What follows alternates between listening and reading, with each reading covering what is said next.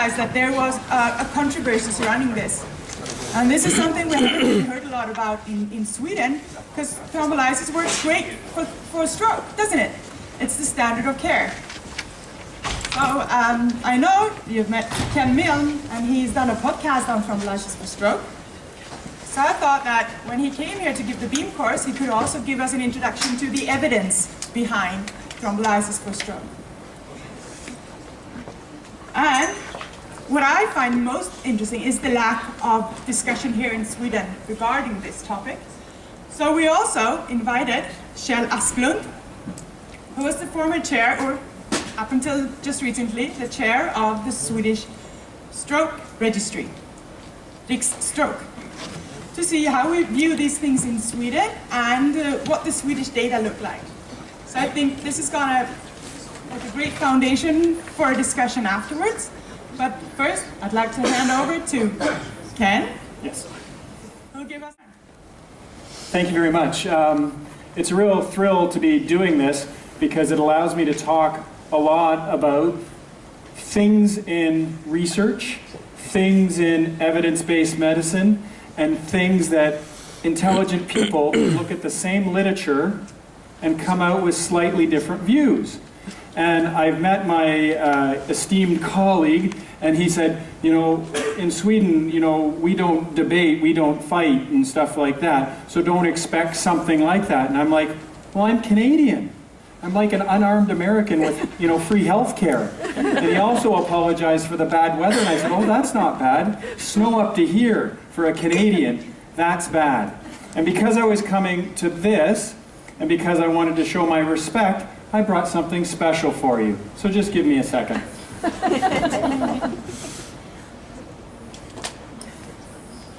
Because it's not going to be a debate, it's going to be a discussion. And if I'm at a sweet conference, I'm going to provide him with some sweet Canadian maple syrup.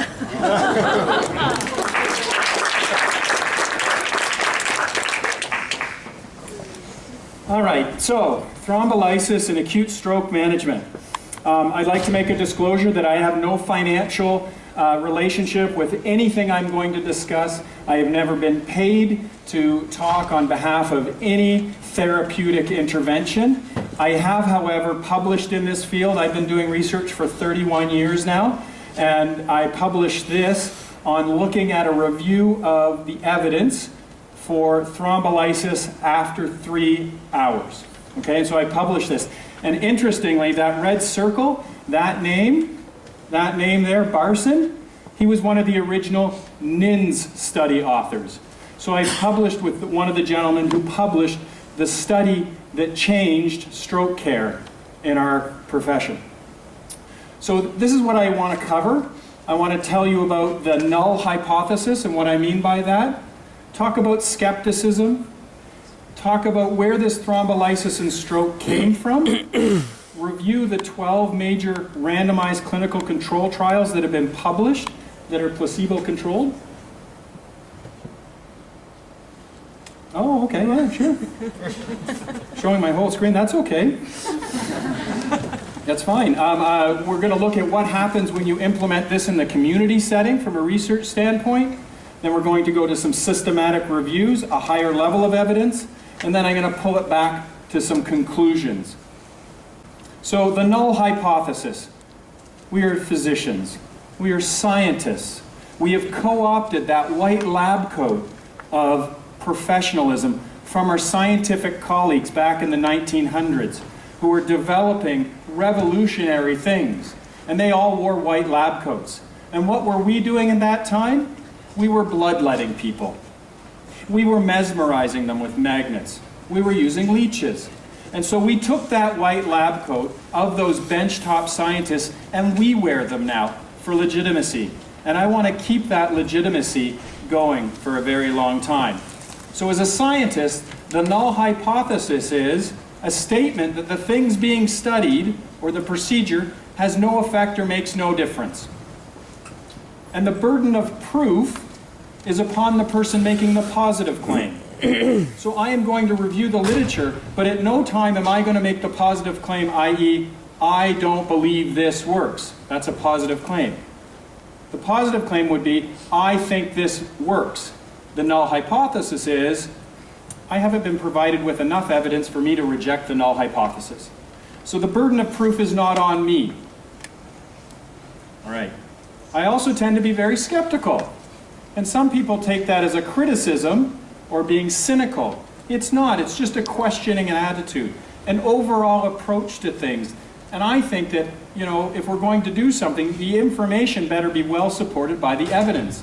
It means I have an open mind, and I will change my mind if I'm provided with enough evidence for me to do that.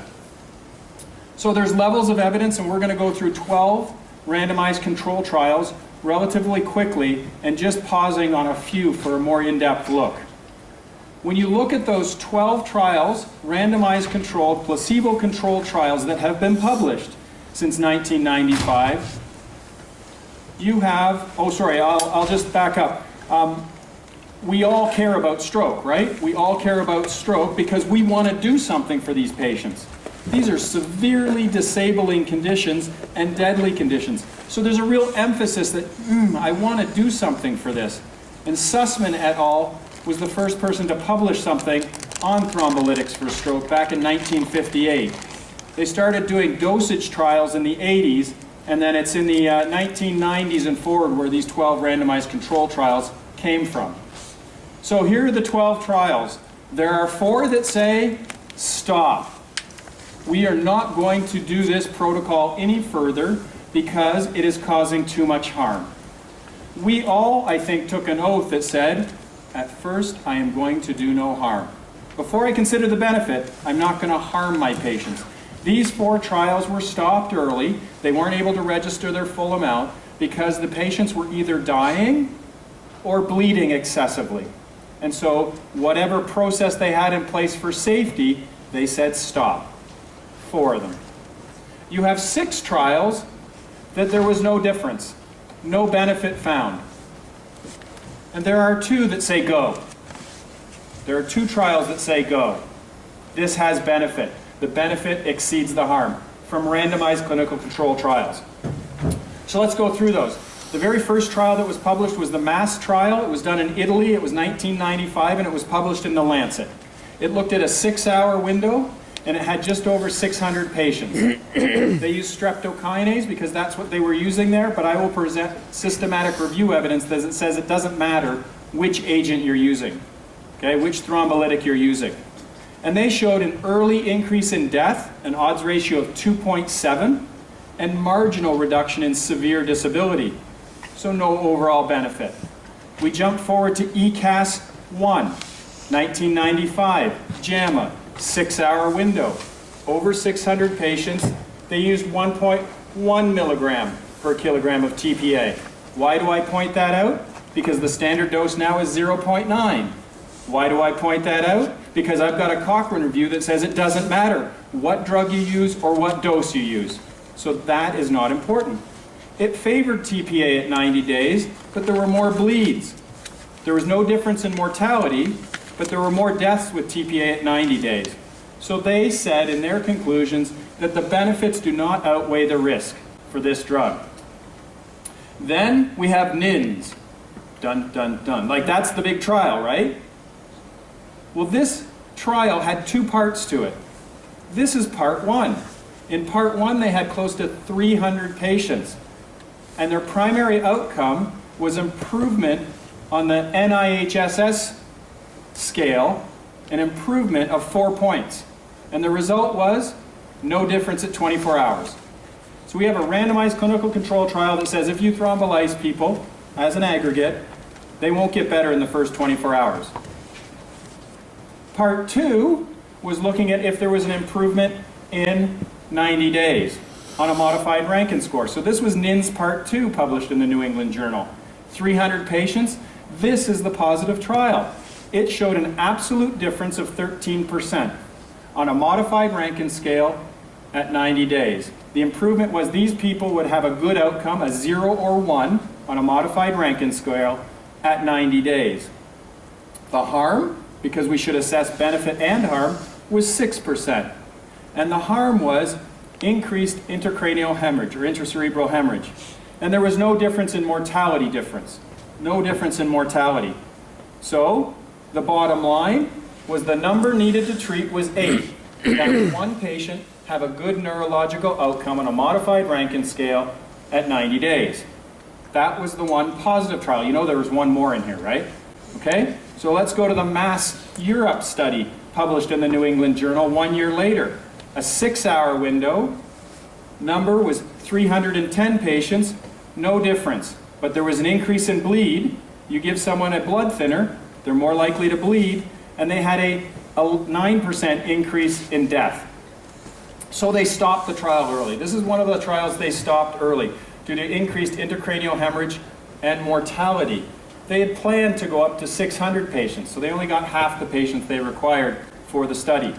How about the ASK trial, published in JAMA? It was a 4-hour window. They had 340 patients. You see that they powered these studies all around the same, around 300 patients. So we're comparing similarly powered studies.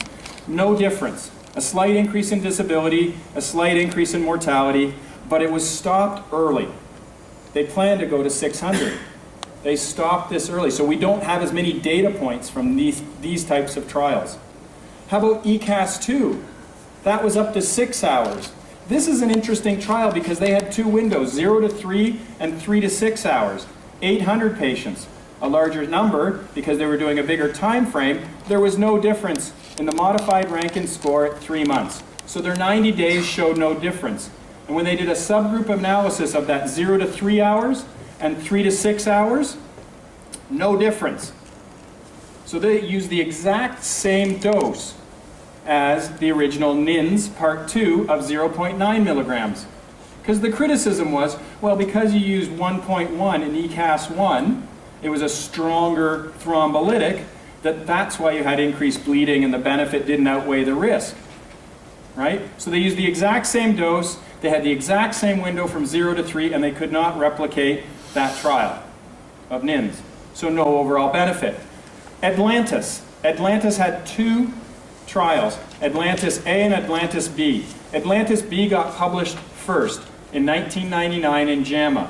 It looked at the 3 to 5 hour window, so similar to ECASS-III from 3 to 4.5 hours. They had 600 patients, no benefit. Increased bleeding from 1% to 7%, so that would be an absolute increase of 6%, or if you wanted to talk relative, that would be 600% in the harm side. Increase in death, mortality of 4%. Number needed to harm, 25. They stopped it early. They stopped it 300 patients early because of the mortality and bleeding risk. Atlantis A, published in Stroke 2000, 0 to 6 hours. They only got 142 patients because they stopped enrolling the 0 to 3 hours because of the NINDS data that was published showing benefit. The results were that it favored the lytic in the first 24 hours, favored the placebo at 1 month, increased bleeding from 0% to 11%, so an 11% increase in bleeding, and death was increased 300%, or an absolute increase from 7% to 23%. So they stopped it early because of this harm. They stopped the trial early. ECASS-III, the New England Journal of Medicine, 2008, a 3 to 4.5 hour window.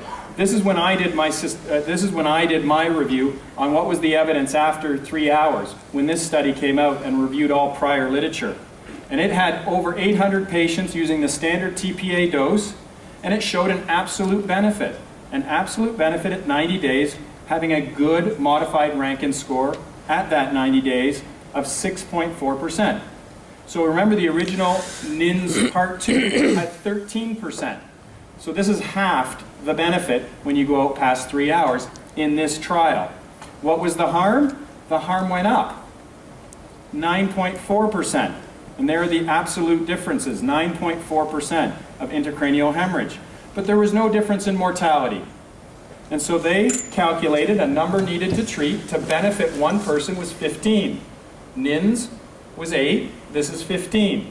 2 trials showing benefit. Those are the 2 trials showing benefit. NINDS Part 2 and ECASS-III. Then there was the Dyess trial, 2009, published in The Lancet. It looked at that 3-hour to 6-hour window. It used another type of thrombolytic, but remember, I'm going to show you a systematic review that says it doesn't matter what agent you're using. They looked at a low dose, a high dose versus a placebo, and there was no difference in outcome, but there was increased mortality for the high dose, so they stopped doing the high dose for harm. But the overall conclusion was no benefit. IST-III, The Lancet, 2012, a 6-hour window. Look at the order of magnitude on that study. 3,000 patients. So this was not the NINDS-300. This was not the ECASS version of a 8 or 900. This is an order of magnitude bigger. 3,000 patients. And they wanted to look at alive or independent at 6 months. Not the 3-month, but at the 6-month mark. And there was no difference. A large study looking out to 6 hours, no difference. There was harm though. 6% increase of intracranial hemorrhage from 1% to 7%. There was increased death of 4%, an absolute increase of 4% from 7% to 11%. Death at 6 months, no difference. And by the way, they did do subgroup analysis that looked at the 0 to 3 hours, 3 to 4.5 hours, and 4.5 to 6 hours. There was no difference between those 3 time frames. No difference between those 3 time frames. One time frame they did a little better early, and then at 3 to 4.5 hours they did worse, and then they get better at 4.5 hours after less blood, like a block of blood flow longer. No overall benefit. So the Lancet article concluded, despite the early hazards of thrombolysis within 6 hours, improved functional outcome. Yeah, I paused too. What? Was there early hazards? Yeah, there was early hazards. They define those early hazards are death or intracranial hemorrhage.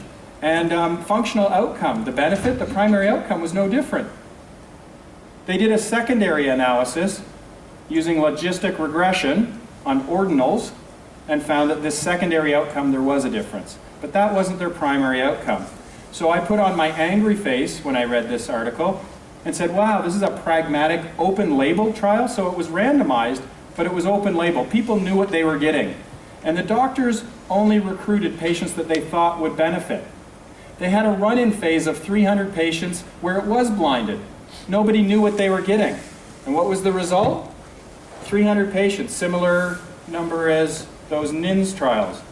No difference. In fact, it favored placebo. But then they unblinded it.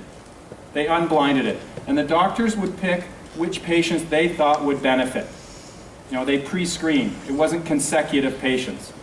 They missed their target by 50%. They were planning 6,000 patients. They got 3,000 patients. But sometimes it's very difficult to recruit that many patients. And that is a big number in the stroke literature. After 7 years, though, they still hadn't recruited that 6,000. After 7 years of doing a trial, that's a long time not to be able to publish your data. They brought in another statistician, said, help, and that statistician was able to persuade the authors that if they came up with a secondary outcome of logistic regression analysis, it could show some benefit. But the primary endpoint was negative. The primary outcome was negative. But they reported this as a positive trial. My spin, if you wanted to say it was spin, because their spin, their conclusion I felt was a bit spin-ish, was despite the early hazards it showed benefit. Well, my response looking at the same data would be TPA harmed 1 in 25 early by causing death. So the number needed to harm was 25. The bleed rate went up 600% because I'm trying to spin this. That's a relative number. The absolute number was 6%. And there was no benefit seen at 6 months in their primary outcome. So, levels of evidence, observational trials. Observational trials are not as strong as case control, observational trials, cohort studies. It's a lower form of evidence. So what happened when these things went out into the community? There's the famous Cleveland trial published in JAMA in 2000. 29 community hospitals, they received close to 4,000 stroke patients, and only 70, or about 2% of patients, got TPA, got thrombolysis. half of them, half of the 70, were protocol violators, and 22% had bleeds. What happened when they put it into the community? Mortality went from 5.1 for in-hospital mortality to 15.7. A 10% increase in mortality with treatment. A number needed to harm of 10. You would give thrombolysis 10 times and one person would die as a result of that as an inpatient in their experience. All those protocol violators. Well, there was a Canadian study because we have registries. Our registries is not as strong as you guys have. We don't have a personal identification number for every single Canadian like you do in Sweden. But they were able to do a registration data study because Health Canada says if you're going to use this, we want to collect the data on it to know that it's safe. And so they got over 1,000 patients. There were 14% protocol violators. So we were better, I guess, at following the protocols than in the US. And after presenting at Sweetbeam for the last 2 days, you guys are very good at following guidelines and protocols, especially with antibiotic prescribing. 16% were lost to follow-up. That's a bit of a problem. We like to see over 80% follow-up, so they did have 84%. But this is a registry in Canada where everybody has a healthcare number, and they went and looked for these people later, and they lost up to 16% of patients. What if they had a bad outcome? We can't comment on it because we don't know what happened to them. Did they not follow up because they had a great outcome? Or did they have a bad outcome? When they did their final analysis, 32% had benefit. 32%. The original NINDS trial was the active ingredient, TPA, the benefit was 39%. Theirs was 32%. Had a good outcome on a modified Rankin scale at 90 days. Now and the placebo group in the NINDS had 26. So it's right there in the middle between treatment and placebo from the randomized clinical control trial. They adjusted some stuff and got it up to 37%. They had a 5% bleed rate, 22% mortality, and said it's safe and effective.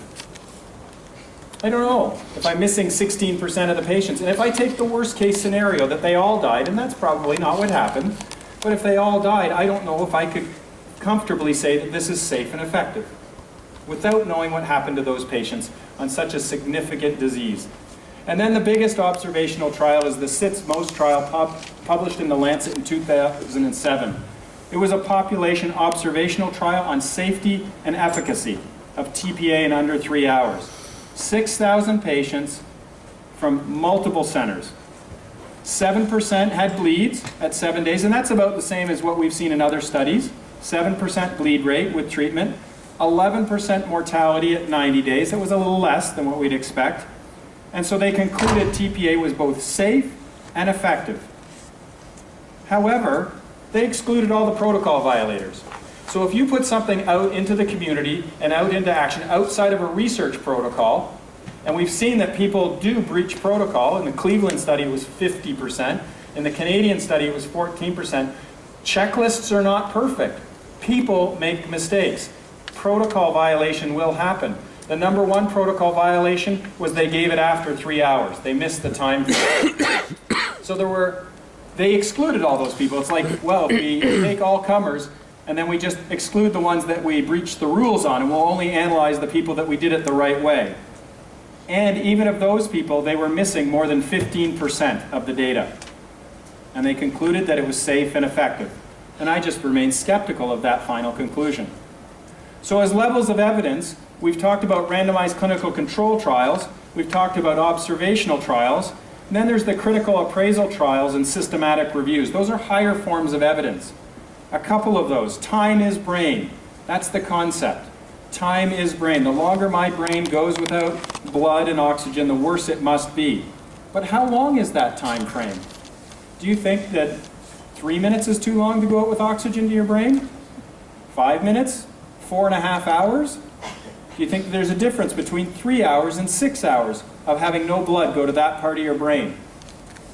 So, this concept of time and brain, are we getting them through the acute stage? Because very early, I think that makes sense. At 3, 4, 5, 6 hours, I don't know is my answer, but I'm not making the positive claim. So, time is brain. This has been studied, and there was a graphic reanalysis of NINDS back in 2009 by Dr. Hoffman, and those graphs failed to reproduce or support the time as brain hypothesis for the time frame they were looking at. But that was an individual group. This was not a Cochrane review, and I think that you mentioned, Sunil, earlier that Cochrane is one of the highest forms of evidence. They're a great research setup, and Wardlaw in 2009 said, quote, "The available data do not provide sufficient evidence to determine the magnitude of treatment effect, the duration of the treatment time window, or the optimum agent or dose or route of administration." In other words, we don't know from the data we have that we put into a meta-analysis. How about the dose and the drug itself? Well, Wardlaw and his partner did another study and published it as a systematic review in 2013 in Cochrane. And there is no evidence that one lytic agent or dose is better than another. And so they concluded, quote, that the evidence is inadequate to conclude whether lower doses of thrombolytic agents are more effective than higher doses, or whether one agent is better than another. So that's why I could put those 12 studies together. But we have multiple randomized control trials showing benefit of less than 4.5 hours. Yes, we do. Multiple means 2 or more. We have 2. One under 3 hours and one between 3 hours and 4.5 hours. So we have one in each time frame that showed benefit of randomized clinical control trials. And I would argue that we have multiple randomized control trials that show no benefit or harm. This many. And there they are. There are 10 of them, with the primary endpoint showing no benefit and 4 of them being stopped because we were harming patients with the protocol. We meaning the researchers. So our Canadian organization, we have guidelines. And this is our position statement, our Canadian guideline position statement, that further evidence is necessary to support the widespread application of stroke thrombolysis outside of research settings. So I think we need more information. I'd like to know more before I make a decision. And until it's clear that the benefits of therapy outweigh the risks, thrombolytic therapy for acute stroke should be restricted to use within formal research protocols or in monitored practice protocols that adhere to the NINDS guidelines, the under 3 hours. Now, the Americans are a bit more excitable, and ACEP, the American College of Emergency Physicians, in the fall of 2013, changed their recommendation to Grade A. Grade A recommendations means that you have multiple randomized clinical control trials or systematic reviews showing benefit. And in their Grade A recommendation, they said that TPA should be offered. Okay, so there's some wiggle room there. They said it should be offered. They didn't say you should do this. They said you should offer it to patients. Well, this created a great deal of feedback, shall we say. And they polled emergency physicians in the US about this month and said, what do you think of the guidelines? And ACEP received so much feedback that they opened up the guidelines and said, we will take I think it was 60-day window for you to provide us feedback on what we did. This was a poll result. 88% of physicians, emergency physicians, say guidelines should be revised or should be rescinded. 7% agree with them. How does that become the standard of care? There seems to be a dissonance, a difference between those two things, right? Between what the recommendations were and what practicing physicians felt. So in conclusion, we wear a white coat. We wear a white coat for legitimacy. We wear a white coat because we're scientists. We wear a white coat because we practice evidence-based medicine. Everyone in this room does.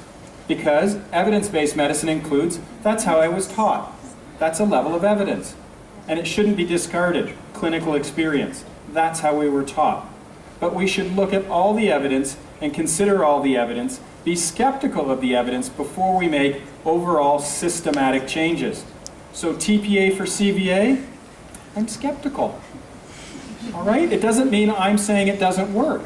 There may be a population, a time frame, there may be a role for this.